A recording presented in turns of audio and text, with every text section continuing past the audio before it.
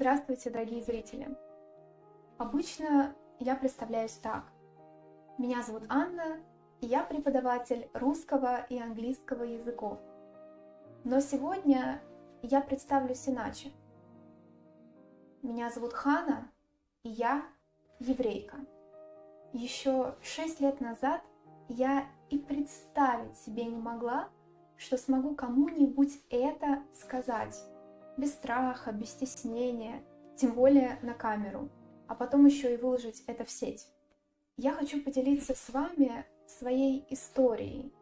Этот документальный фильм про современный антисемитизм. Вы скажете, в смысле современный? Ведь мир давно уже стал толерантным. Да, мы хорошо выучили это слово, но буквально 6 лет назад это, казалось бы, устаревшее явление касалось меня напрямую.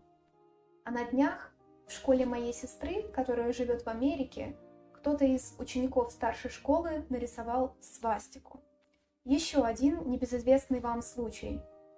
2 девочки-отличницы пришли на одну известную программу, чтобы продемонстрировать свою эрудицию. И на вопрос, что такое Холокост, они ответили, что это клей для обоев. Может быть, Холокост. Холокост мне, в принципе, это ни о чем не говорит, Холокост. Мы думаем, что Холокост – это клей для обоев. После всего этого у меня возникает лишь один вопрос. Если не я, то кто? Если не я, то кто расскажет об этом? Эта история не только про меня конкретно или про евреев. Эта история про каждого из вас. Про вашу идентичность, о которой нельзя забывать. Я буду рада, если вы поделитесь со мной своими впечатлениями и мыслями. Приятного просмотра!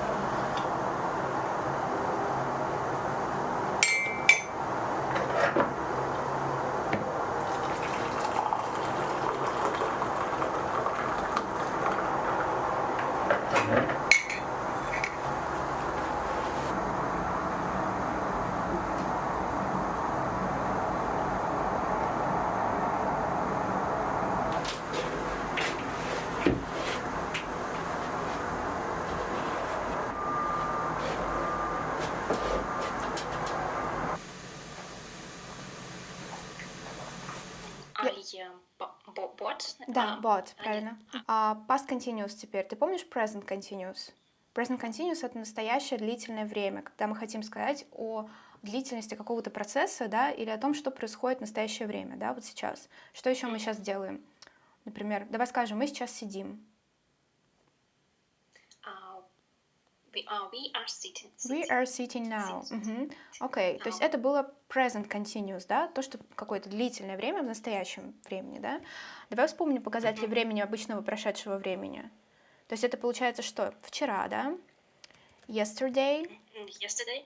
Потом, помнишь, например, a week ago?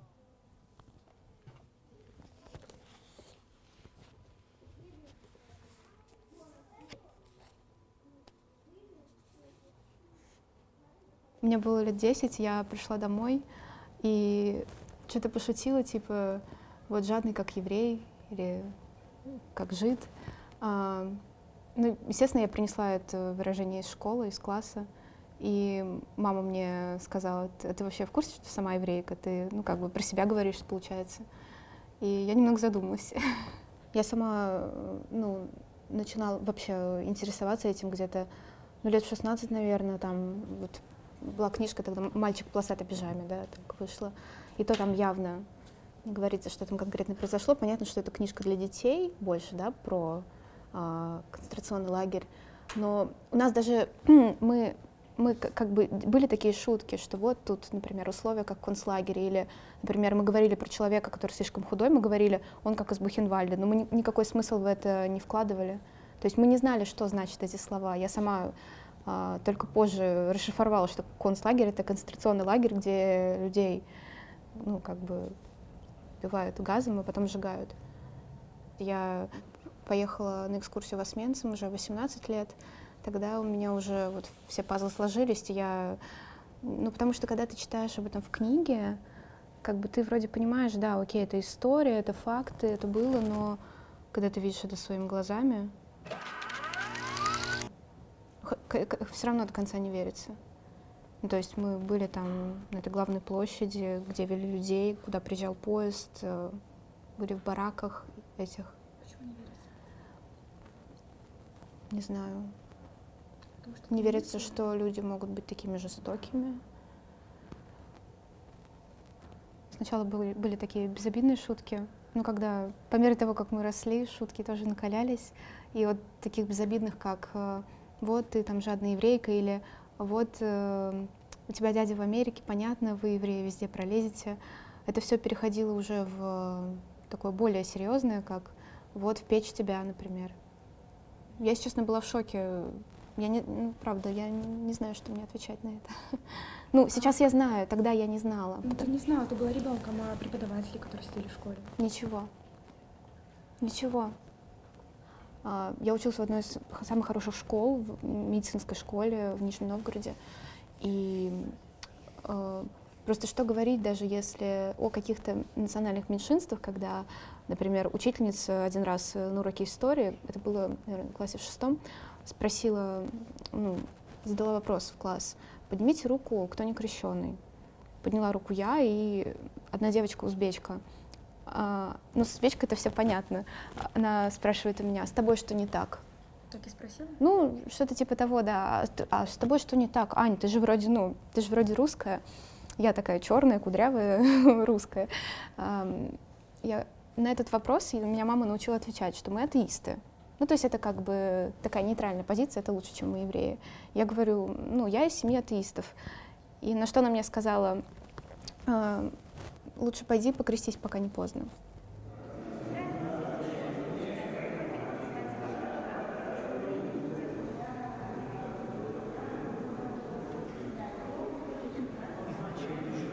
В церковь приходится в основном только молиться, да? А синагога вообще-то переводится как дом собраний. То есть вообще, чтобы организовать молитву, да, нужно всего лишь там 10 мужчин. То есть синагога это там, где есть свиток Торы, да? То есть это может быть просто любое помещение, принесут свиток Торы, будет 10 мужчин, это уже синагога.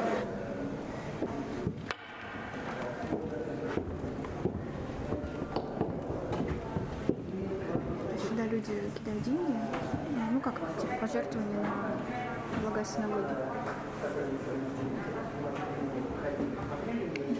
Ты бросала пожертвования? Да. По сути. Отсюда должны, ну как бы реально деньги идти на...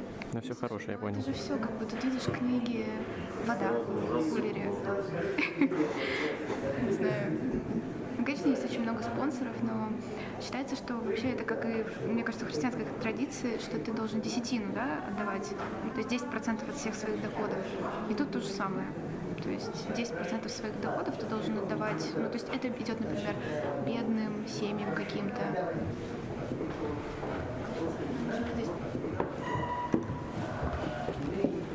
Пребывание в русском государстве для евреев было закрыто вплоть до конца 18 века вообще. в конце 18 века произошло неизбежное. Как бы, значит, Российская империя захватила крупные куски на западе и на юге, юго-западе, как бы вместе с большим количеством евреев. И выгнать, как раньше, это происходило периодически, их было невозможно уже, как бы, и таким образом, неожиданно для себя российское государство оказалось страной с самым крупным в 19 веке еврейским населением в мире. Примерно половина евреев в 19 веке жила на территории Российской империи. Моя мама первый раз вообще, вот недавно только как бы начала говорить своим друзьям про свои еврейские корни. Ну, то есть все тоже думали, что у нее что-то есть кавказское. Ну, у нас как бы русская фамилия, мы под прикрытием. Да, до сих пор. Ну, моя мама, например, замечала, то есть она уже тогда у нее была не девичья фамилия еврейская, а когда она вышла замуж, у нее была русская фамилия, и она мне рассказывала, как ее начальники в ее присутствии шутили про евреев. Ну, то есть они не знали, что она еврейка, потому что если бы они знали, они бы не стали шутить. Естественно, она ничего им не могла сказать, но в этом плане ее фамилия ее спасала. И тебя она тоже спасает. Ну, не знаю, сейчас я бы, наверное, уже по-другому это все воспринимала, если бы у меня была еврейская фамилия. Сейчас я бы уже не стеснялась этого. Сейчас я могу открыто об этом говорить, но, опять же, в основном как бы в близких отношениях каких-то там, своим друзьям. А ты все твои друзья знают, что ты еврейка? Нет, не все.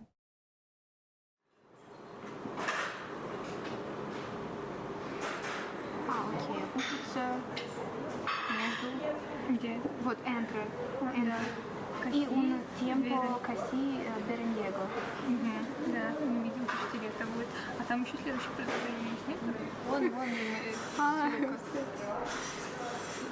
Шакира про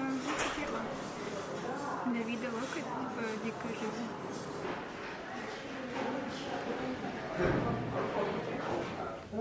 Так, а дальше у Насти? Ну, как бы, она больше не обманывается устаревшими моделями.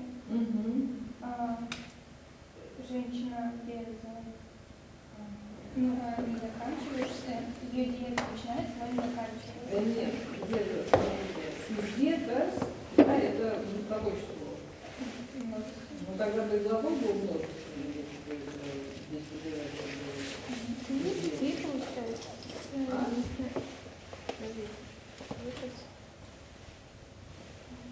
Где дети, кто? Она. Значит, она что делает? Ну, как вы предложили слово пафос, оно хорошее, уместное. Ну, как сказать? Моя прабабушка с прадедушкой по бабушкиной линии жили в городе Смело. Прабабушка была известным адвокатом, прадедушка работал в лаборатории на рынке, проверял мясо на качество. Ну, то есть они были достаточно такими достаточно уважительными и состоятельными людьми. Они всегда помогали своим соседям, одалживали деньги. И потом, когда уже в конце 80-х, начале 90-х начались вот эти всякие волнения, ну, в принципе, они были всегда, но просто в какой-то момент они не выдержали, когда соседи, которым они занимали деньги, начали, опять же, выкрикивать вот эти всякие шутки. Они просто не выдержали, они собрали все вещи и уехали в Израиль. Я попросила маму положить нашу родословную, чтобы вам показать, которую составлял мой прадедушка и мой дедушка, когда еще не было таких программ, как Photoshop.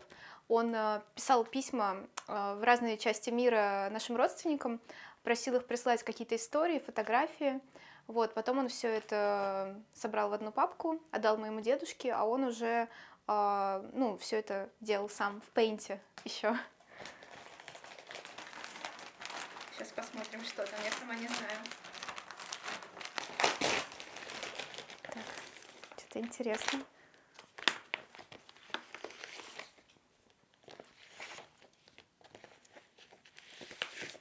Вау, тут, короче, очень много родословных. Мы делали родословные как бы для всех наших родственников, сейчас, для многих-многих семей. Вот тут, например, 3 семьи. Янкелевич, Ройзины и Ангерты. Давайте это попробуем посмотреть. Так, сейчас. Видите, даже не убирается.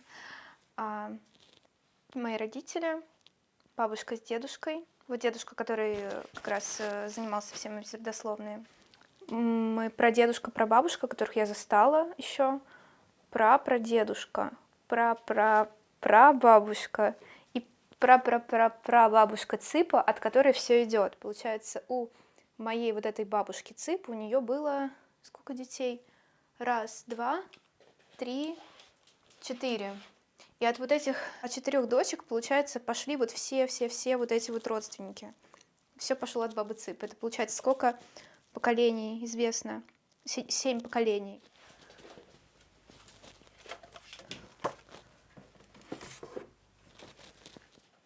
Я тоже сейчас пишу книгу уже про моего дедушку, который начал всю эту традицию.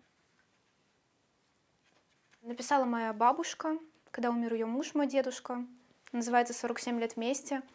Эту книгу уже оформляла я. То есть бабушка написала опять же про, свою биографию, его биографию.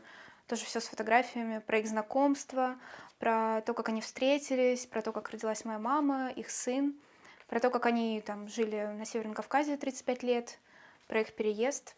Вот, и эту книгу уже я составляла.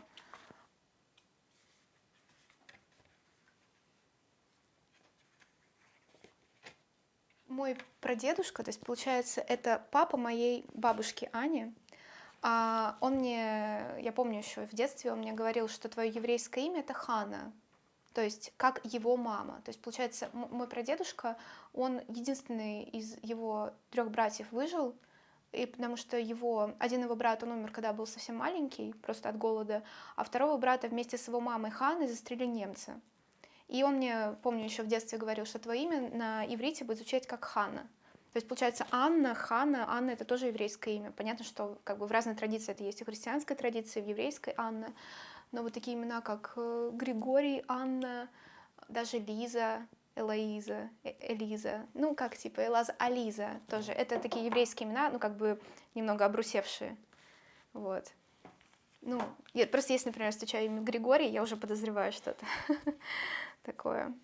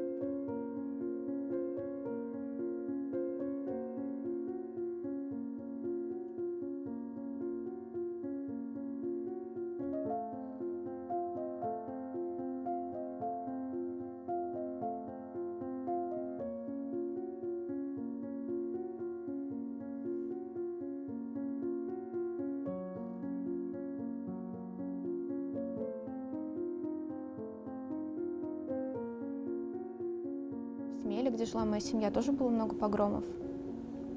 И было же очень много тоже семей, которые укрывали евреев у себя. То есть, получается, какой выбор был у евреев? Им нужно было либо куда-то бежать, у кого-то не было возможности, например, уехать, либо оставаться и скрываться в каких-то других семьях. Было очень много примеров там русских, украинских семей, которые укрывали своих еврейских, например, еврейская семья, они знали, что сейчас будет погром, у них не было возможности уехать никуда. Они сами оставались, но своих детей, чтобы дать им возможность жить дальше, они отдавали в чужие семьи. Эти семьи спасали этих детей и прикрывали их, и растили их как своих. А сами не умирали? Если выяснялось, если узнавали о том, что они скрывали евреев, они, получается, тоже брали на себя очень большую ответственность. Их ведь могли убить за это.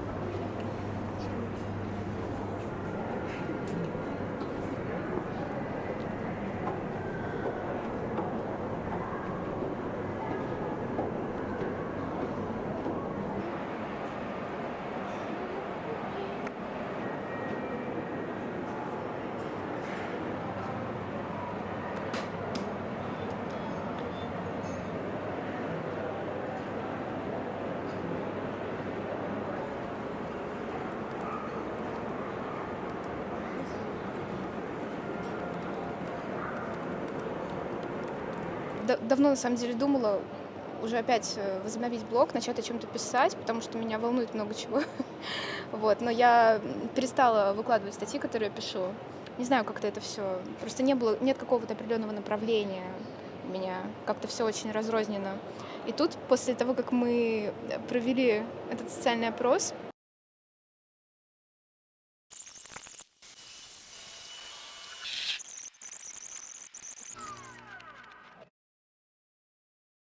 Кости могли служить удобрением. Искусственные конечности и очки перерабатывались. Золотые зубы переплавлялись, а волосами набивали мешки, которые потом служили в качестве защитного покрытия. когда ты видишь это своими глазами, все равно до конца не верится.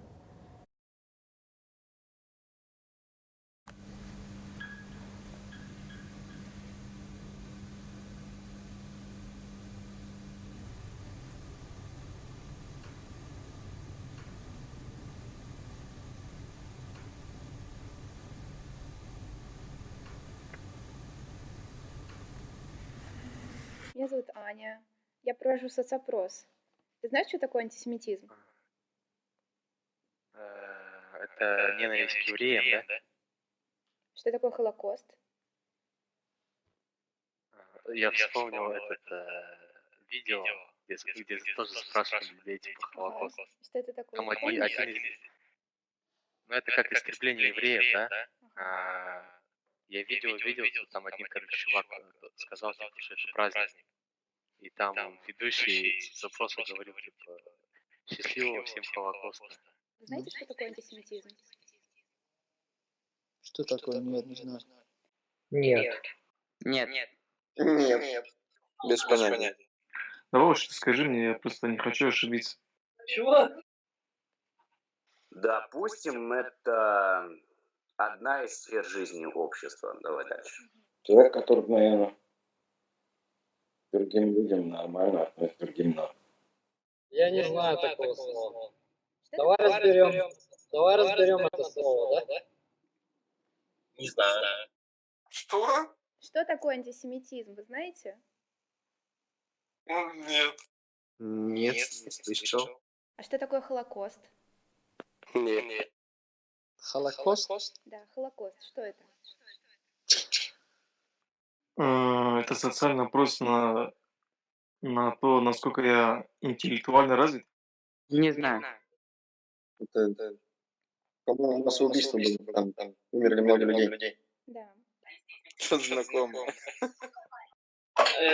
Слышал, но не знаю. Холокост. Ну вот это что-то знакомое, но вспомнить будет довольно сложно. Это концлагерь такой.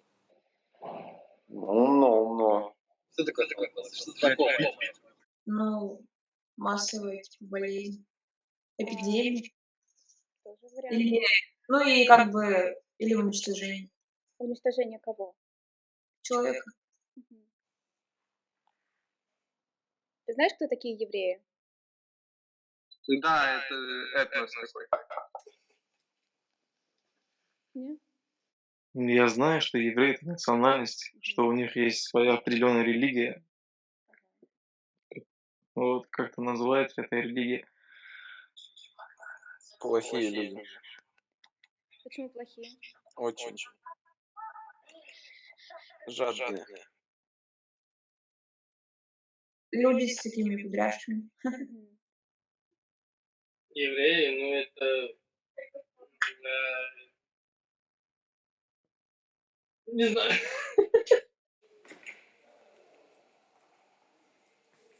Трудный вопрос. По-моему, евреи это из Америки.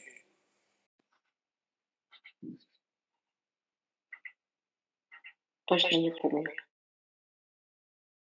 Я про них совершенно ничего не знаю. Я знаю, что в обществе есть такой термин, когда человек жадничает или что-то забирает, да, побыстрее, вот все такое, его называют евреем, а больше я ничего сказать не могу, к сожалению. Евреи, да. Евреи? Евреи, да, что это? Это... Как это называется? Люди. Окей.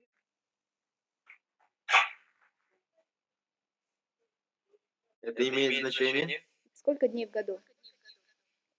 Я вот еще раз повтори. Это что, вопросы для первоклассника? Ну, ты знаешь, сколько дней в году или нет? Ну, в зависимости, какой год там будет высокосный год, бывает обычный год. 365 дней, либо 300, сколько? 64? 336. Давайте только математически мне ничего не говорите, если у меня с математикой вообще плохо. Я ничего не знаю вообще.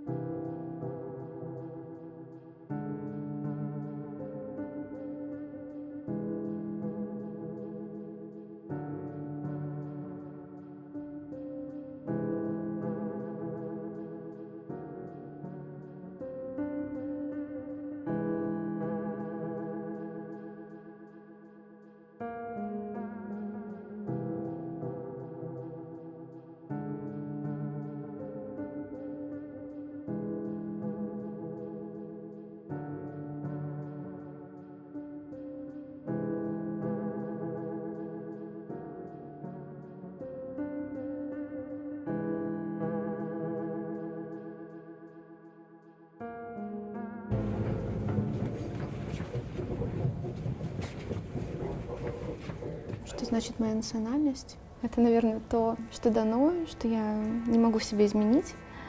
И то, что я не могу отрицать, это то, кто я есть, мои истоки, моя история, история моей семьи, моих корней, возможно, каких-то традиций, в моем случае потерянных, да, из-за антисемитизма. Для кого-то, не знаю, быть евреем — это соблюдать все правила иудаизма. Не знаю, для меня это прежде всего, наверное, осознание своей идентичности, память. Наверное, так.